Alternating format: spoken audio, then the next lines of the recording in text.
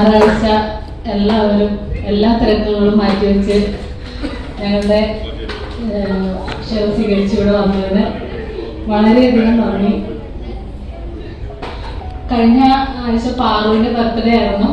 അപ്പം അതിൻ്റെ ഒരു കേക്ക് കട്ടിങ് ഇവിടെ ഉണ്ട്. ആ ഒരു ഫംഗ്ഷനുണ്ട്. അതുകൂടാതെ വികാസത്തിൻ്റെ അരുമ ശിഷ്യനായ അഭിഷേകിൻ്റെ കല്യാണമായിരുന്നു കഴിഞ്ഞ മുന്നത്തെ ആഴ്ച. അതിൻ്റെ ഒരു ഗെറ്റ് ടുഗദർ. അതിനെല്ലാം ഉപരിയായിട്ട് വേറൊരു ഫംഗ്ഷനും കൂടി ഇവിടെ ഉണ്ട്. അപ്പൊ ആ ഒരു സർപ്രൈസ്, അതൊരു സർപ്രൈസ് ഫംഗ്ഷനാണ്.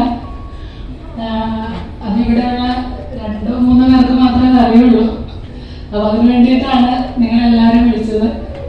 അപ്പോൾ ആ ഫംഗ്ഷൻ എന്താണെന്ന് വെച്ചാൽ വർഷങ്ങളായിട്ടുള്ള എൻ്റെ ഒരു ആഗ്രഹമാണ് ഇന്ന് സാധിക്കാൻ പോകുന്നത്.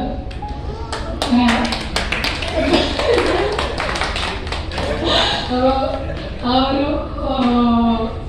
ഒരു സർപ്രൈസ് ഇവിടെ 3 പേർക്ക് അറിയാം. അല്ലാതെ മനോന്റെ മമ്മിക്ക് അറിയാം. തേങ്ങ അടിക്ക സ്വാമി അല്ലേ? ഞാനൊരു ഗിഫ്റ്റ് ഒരാൾക്ക് കൊടുക്കുകയാണ്. ഗിഫ്റ്റ് ആർക്കല്ല, വേറെ ആർക്കല്ല, എൻ്റെ എല്ലാമെല്ലാമായ വികാസേട്ടന് സർപ്രൈസ് ഗിഫ്റ്റ് കൊടുക്കാൻ വേണ്ടിയിട്ടാണ് നിങ്ങളെല്ലാം ഈ ഒരു ഫംഗ്ഷനിലേക്ക് പ്രധാനമായിട്ട് വിളിച്ചത്. പാറുവിന്റെ ബർത്ത്ഡേ ആണ്, അഭിഷേകിന്റെ കല്യാണമൊക്കെ ആണെങ്കിലും ഏറ്റവും പ്രധാനമായിട്ട് വിളിച്ചത് ആ ഒരു പ്രധാനപ്പെട്ട കാര്യത്തിന് വേണ്ടിയിട്ടാണ്.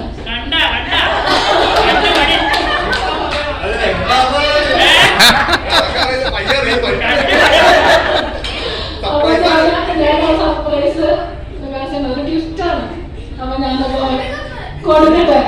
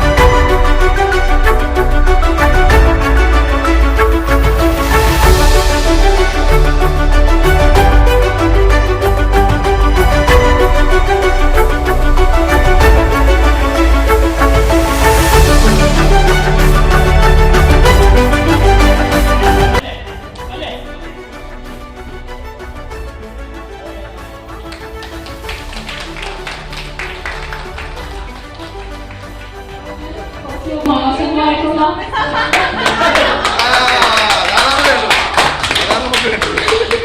കുറച്ച് മാസങ്ങളായിട്ടുള്ള എന്റെ ഒരു എന്റെ അല്ല, ഏറ്റവും കൂടുതൽ എഫർട്ട് എടുത്തത് വേറൊരാളാണ്.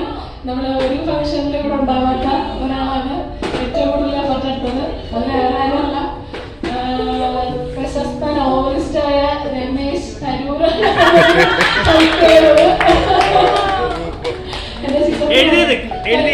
എന്റെ ചിറ്റപ്പനാണ്. ഇതെല്ലാം വികാസന്റെ ഏത് കഥകളാണ്. അപ്പോ വികാസന് കോവിഡിന്റെ സമയത്ത് ഒരുപാട് കഥകൾ എഴുതിയിട്ടുണ്ടായിരുന്നു.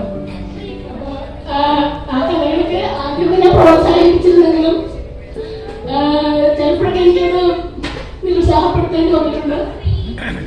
ആ സമയത്തുള്ള എന്തെങ്കിലും പ്രശ്നമുണ്ടൊക്കെ. അപ്പോ ഇത് പരിസ്ഥിതിയായിട്ട്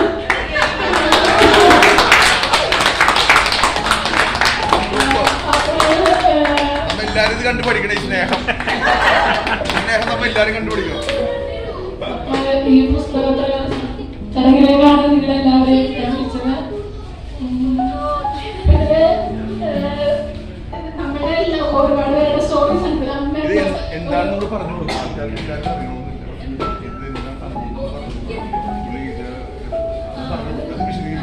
ഇതിലൊരു വളരെ മിക്കവാറും വായിച്ചിട്ടുണ്ട്. അമ്മ വായിച്ചിട്ടുണ്ട്, സീബ വായിച്ചിട്ടുണ്ട്, എൻ്റെ അമ്മ വായിച്ചിട്ടുണ്ട്, മനുവിന്റെ മമ്മി എല്ലാം വായിച്ചിട്ടുള്ള കഥകളാണ്. അപ്പൊ ഇത് മനുവിന്റെ മമ്മിക്ക് അറിയാം ഇത് ഞാനിങ്ങനെ ചെയ്യുന്ന കാര്യങ്ങളും. മനുവിന്റെ പപ്പ സാജൻ വർഗീസ് ആണ് ഇതില് ഒരു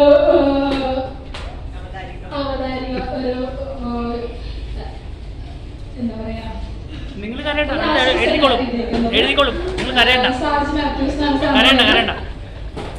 ജേർണലിസ്റ്റാണ്, community bureau chief trust of India sir നടത്തിയത്. സാർ ഇവിടെ അവതാരിക എഴുതിയിട്ടുണ്ട്. പിന്നെ നമ്മുടെ രമേശ് അരൂരാണ് മെയിനായിട്ടുള്ള അവതാരിക ഇതിൽ എഴുതിയിട്ടുള്ളത്.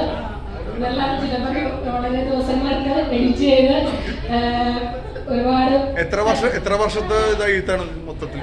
ഇത് 2 കോവിഡ് ഇതുണ്ടായല്ലോ, 2 കോവിഡ് ലോക്ക്ഡൌൺ ഉണ്ടായല്ലോ. ആദ്യത്തെ ലോക്ക്ഡൌണിൽ എഴുതി കുറച്ച് കഥകള്, രണ്ടാമത്തെ ലോക്ക്ഡൌണിൽ 2ാമത്തെ ലോക്ക്ഡൌണിൽ എല്ലാം കൂടി കളക്ട് ചെയ്തിട്ട് അപ്പൊ ഒരു 10 സ്റ്റോറീസ് ആണ് എടുത്തിരിക്കുന്നത്. അതിന് 2ാമത്തെ സ്റ്റോറി നമ്മുടെ അഭിഷേകിനെ പറ്റിയാണ്.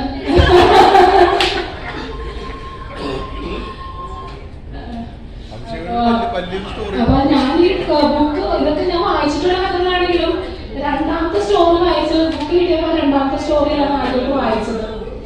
അപ്പൊ സത്യം പറഞ്ഞാൽ ഞാൻ കരുതുന്നത് അപ്പൊ 2ാമത് വായിച്ചപ്പോഴും ആ സ്റ്റോറി വായിച്ചിട്ട് ഞാൻ വികാരം നിർമ്മലേ. അപ്പൊ ഈ ബുക്കിന്റെ പേര് പുഷപ്പ് എന്നാണ് ഇട്ടിരിക്കുന്നത്. ഫസ്റ്റ് സ്റ്റോറിയുടെ പേര് പുഷപ്പ് എന്നാണ്, വികാസിലെ തന്നെ ഇട്ട പേരാണ് പുഷപ്പ്. അപ്പൊ ചിറ്റപ്പനും അത് തന്നെ സജസ്റ്റ് ചെയ്തു. ഒരുപാട് പേര് പുഷപ്പ് എന്നുള്ള ഒരു പേര് തന്നെയാണ് സജസ്റ്റ് ചെയ്തത്. ഫിറ്റ്നസ് ട്രെയിനർ ആയതുകൊണ്ട് പുഷപ്പ് നല്ലതാണ്. പിന്നെ ഇതിലുള്ള ഫസ്റ്റ് സ്റ്റോറിയുടെ പേര് പുഷപ്പ് എന്ന്, അല്ലെ, പുഷപ്പ് എന്നുണ്ട്. അപ്പൊ അതുകൊണ്ട് പുഷപ്പ് തന്നെയാണ് ഇതിന് പേരിട്ടിരിക്കുന്നത്. അപ്പൊ ഞാൻ പുഷപ്പ് എനിക്ക് താല്പര്യം ഉണ്ടായിരുന്നു. ഞാനിങ്ങനെ ഇലകളെയും മരങ്ങളെയും പറ്റി അങ്ങനെയൊക്കെയുള്ള അങ്ങനെ നല്ലൊരു കാവ്യാത്മകമായ പേരാണെങ്കിലും ചിറ്റപ്പനാണ് എന്നോട് പറഞ്ഞത് ഒരു വെറൈറ്റി പേരായിരിക്കും. ഒരിക്കലും അങ്ങനൊരു പേരില്ല, ഒരു ബുക്കിനും അങ്ങനൊരു പേരില്ല. അത് ഒരു ക്ലാസ്സിന് പറ്റിയൊരു പേരായിരിക്കും പുഷപ്പ് എന്നാണെന്ന് പറഞ്ഞിട്ട് പുഷപ്പ് എന്നുള്ള പേരാണ് വീട്ടിലിരിക്കുന്നത്. Really appreciate.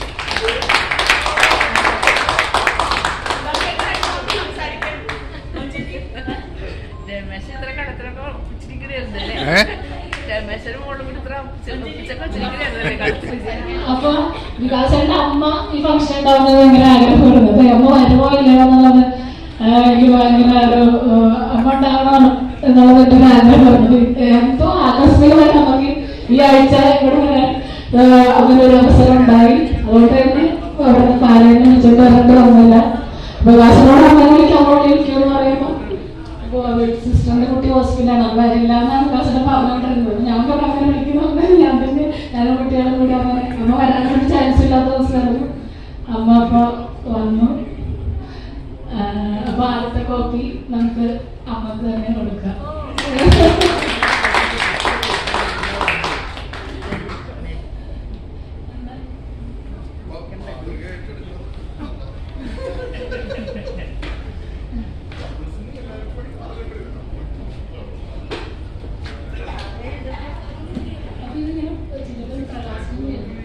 അത് കുഴപ്പമില്ല, കൊടുത്തു.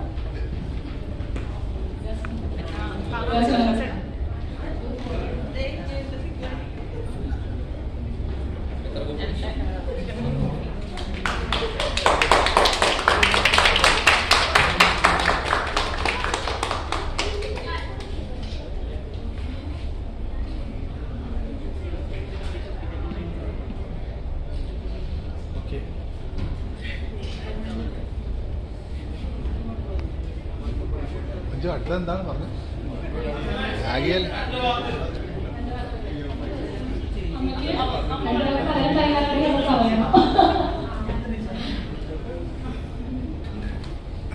എല്ലാവർക്കും നന്ദി. വികാരനിർഭരമായ ഈ സമർപ്പണത്തില് ഞാൻ ഒട്ടും പ്രതീക്ഷിക്കാത്തൊരു കാര്യമാണ്. ഈ സാഹിത്യ പരിപാടിക്ക് പങ്കെടുക്കാൻ പറ്റുമെന്ന് ഞാൻ ഓർത്തില്ല. പെട്ടെന്ന് കൊച്ചിന് അസുഖമായതുകൊണ്ട് മാത്രം എനിക്ക് വരാൻ പറ്റിയത്, അല്ലെങ്കിൽ വരാനും പറ്റൂലായിരുന്നു. ഏതാണേലും മറ്റു കാര്യമായിട്ട് എന്നെ വിളിക്കുകയും ചെയ്തു. ആദ്യത്തെ കോപ്പി തന്നെ എനിക്ക് തരുകയും ചെയ്തു. വളരെ നന്ദി.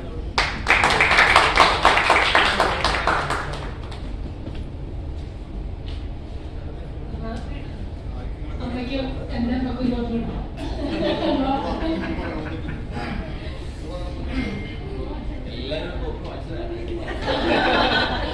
ഇത് വില കിട്ടിട്ട് 150 വിളിച്ചല്ല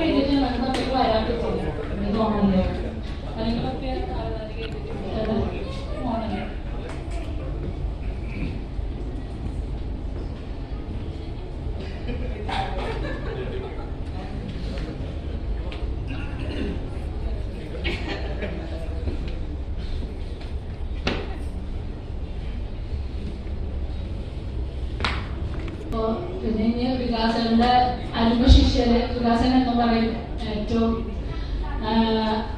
അരുമ ശിഷ്യര് ആരൊക്കെ ഉണ്ടെങ്കിലും പ്രസാദ്, ജാനു എന്ന അരുമ ശിഷ്യര് ആ ഒരു സ്ഥാനം അവർ ആർക്കും വിട്ടുകൊടുത്തിട്ടില്ല. ആ വിട്ടുകൊടുക്കാൻ അവർ തയ്യാറല്ല. പ്രസാദിനും ജാനുവിനും പിന്നെ അഭിഷേകിനും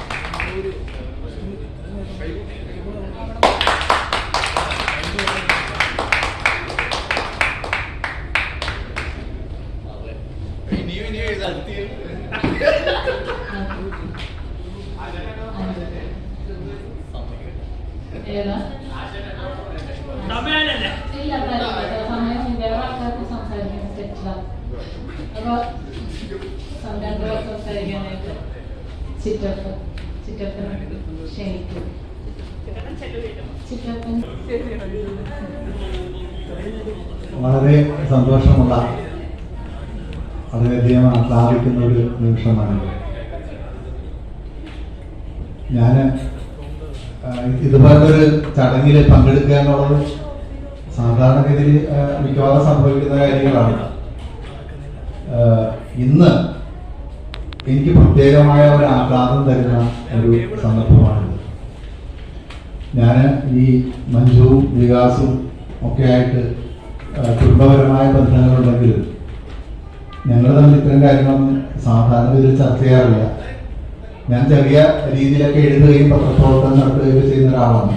അപ്പൊ ആ രീതിയിൽ കുടുംബത്തിൽ അറിയാമെങ്കിലും വികാസ് എഴുതുന്ന ഒരാളാണെന്ന് ഞാൻ മനസ്സിലാക്കിയത് ഈ പറഞ്ഞ കോവിഡ് കാലത്ത് അദ്ദേഹം എഴുതിയ രചനകൾ സാമൂഹ്യ മാധ്യമത്തിലൂടെ വായിച്ചിട്ടുണ്ട്. അത് നമ്മള് പല കഥകളും എഴുതുമ്പോ ഒരു കാര്യം പല സിറ്റുവേഷനിൽ നിന്ന് വന്നിട്ട് അതിൽ ഒരുമിപ്പിച്ചു കൊണ്ടുവന്ന് എഴുതുമ്പോ മഞ്ജുവിനെ കുറിച്ച് ഞാൻ എഴുതിയ കഥയിൽ പോലും 3 സംഭവങ്ങളാണ്, 3 സിറ്റുവേഷൻ ക്രോഡീകരിച്ചു കൊണ്ടുവന്നിട്ടാണ് ഒരു കഥയാക്കി മാറ്റിയത്. ഒരു കോമഡി ആയിട്ട് ഞാൻ എഴുതിയാണ്. പക്ഷെ ഞാനത് എഴുതി പോസ്റ്റ് ചെയ്തത് നമ്മുടെ സ്കൂളിന്റെ ഒരു ഗ്രൂപ്പിലാണ് പോസ്റ്റ് ചെയ്തത്. അപ്പോൾ എല്ലാവരുടെ ഭാഗത്തു നിന്നും വളരെ നല്ല ഒരു അഭിപ്രായം ഉണ്ടായി. പിന്നെ ഞാൻ മനോരമ ആരോഗ്യ മാസികയിൽ ഫിറ്റ്നസ് ട്രെയിനിങ്ങിനെ കുറിച്ചുള്ള ആർട്ടിക്കിളുകൾ എഴുതുന്നു. അവിടുന്ന് നല്ല രീതിയിലൊരു അപ്ഡേഷൻ കിട്ടിയപ്പോൾ അവര് പറഞ്ഞു നന്നായിട്ട് എഴുതുന്നുണ്ട്, ഇങ്ങനെ ഒരു കഴിവുണ്ടായിരുന്നില്ല. അപ്പൊ അങ്ങനെ കുറച്ച് പറഞ്ഞപ്പോഴാണ് നമ്മള് കൂടുതൽ എഴുത്തിലേക്ക് കൂടുതൽ വന്നത്. അപ്പം ഇത്തരത്തിൽ ഇന്ന് ഇങ്ങനെ ഒരു എന്നെ സംബന്ധിച്ചിടത്തോളം എനിക്കിത് പുസ്തകമാകണം എന്നുള്ളത് വളരെയധികം ഒരു ആഗ്രഹമുണ്ട്. സാധാരണ രീതിയിൽ നമ്മളത് കാര്യഗൗരവമായിട്ട് നമ്മൾ പിന്നീട് ഇതിനെക്കുറിച്ച് എഴുത്തിലേക്ക് വന്നപ്പോ അതായത് നമ്മൾ അതിന് അങ്ങനെ ഒരു എഴുത്തുകാരൻ എന്നുള്ള ഒരു ലേബൽ വെച്ചിട്ട് എഴുതുന്നതല്ല, നമ്മുടെ ജീവിതാനുഭവങ്ങള് വെച്ചിട്ടുള്ള ഒരു എഴുത്താണ്. അപ്പോ ഇപ്പൊ ഞാൻ എഴുതിയിരിക്കുന്ന സംഭവങ്ങളെല്ലാം തന്നെ ശരിക്കും നമ്മുടെ ജീവിതത്തില് കണ്ടതും കേട്ടതും അനുഭവിച്ചിട്ടുള്ള കാര്യങ്ങൾ തന്നെയാണ് എഴുതുന്നത്. പക്ഷെ അത് നമ്മൾ എഴുതി പ്രതിഫലിപ്പിക്കുമ്പോൾ വായനക്കാരന് അത് മനസ്സിലാകുന്ന രീതിയിലേക്ക് വരുമ്പം അതിന് കുറച്ച് കാവ്യാത്മകതയോ അല്ലെങ്കിൽ ഒരു സിറ്റുവേഷൻ ഒക്കെ ക്രിയേറ്റ് ചെയ്യപ്പെട്ടിട്ടുണ്ട്. അപ്പൊ അത് നമ്മൾ ഒരുപാട് സമയം ഇരുന്ന് മിക്കവാറും തന്നെ രാത്രിക്ക് ഇരുന്നാണ് 2 മണി 3 മണി സമയത്തൊക്കെയാണ് എനിക്ക് ആ ഒരു സമയം. എനിക്ക് വേറൊരാൾ വന്നിട്ട് നമ്മളോട് അടുത്ത് ഡിസ്റ്റർബ് ചെയ്യുന്ന രീതിയിൽ എന്തെങ്കിലും ഒരു സംഭവം ചെറിയ അനക്കം കേട്ട പോലെ എനിക്ക് ഭയങ്കര ബുദ്ധിമുട്ടാണ്. അപ്പോ ആ ഒരു സമയത്ത് ഞാനിത് ഇതിൽ തന്നെ ഇങ്ങനെ കുറെ ശ്രദ്ധ കൂടിക്കഴിഞ്ഞപ്പോ നേരത്തെ മഞ്ജു കുറച്ച് ഡിസ്റ്റർബ് ചെയ്തു എന്നുള്ളത്. കാരണം വെച്ചാൽ ഇതിൽ തന്നെ എനിക്ക് ഓടുന്ന സമയത്ത് നമ്മുടെ ജീവിത മാർഗങ്ങളെല്ലാം അടഞ്ഞു നിൽക്കുന്ന സമയത്ത് ഞാനിവിടെ എഴുത്തുമായിട്ടിരിക്കണം. മറ്റേ തുടർന്ന് മുമ്പോട്ട് എങ്ങനെ കാര്യങ്ങൾ ജീവിതം മുമ്പോട്ട് പോകുന്നതിനെ കുറിച്ച് ചിന്തയില്ലാതെ ഞാൻ ഇതിനെക്കുറിച്ച് തന്നെ എഴുതിയപ്പോൾ പുള്ളിക്കാരത്തി 1-2 ഡയലോഗ് എടുത്തു ഞാൻ എഴുത്ത് നിർത്തി. പിന്നെ അതെല്ലാം കഴിയട്ടെന്ന് വിചാരിച്ചു. രണ്ടാമത് കോവിഡ് വന്ന സമയത്തും നമുക്ക് അത്ര ഒരു നല്ലൊരു സാഹചര്യം ആയിരുന്നില്ല ഉണ്ടായിരുന്നത്. അപ്പോ എന്തായാലും ആ ഒരു കാലഘട്ടങ്ങളിൽ കുറെയൊക്കെ ഇതിന് എഴുതിയില്ല. പിന്നീട് അത് കണ്ടിന്യൂ ചെയ്ത് പോകാനായിട്ടുള്ള ഒരു പ്രധാന പ്രശ്നം ഇതാണ്. നമുക്ക് ഒരു ഞായറാഴ്ചയാണ് ആകപ്പാടെ ഒരു ദിവസം കിട്ടുന്നത്.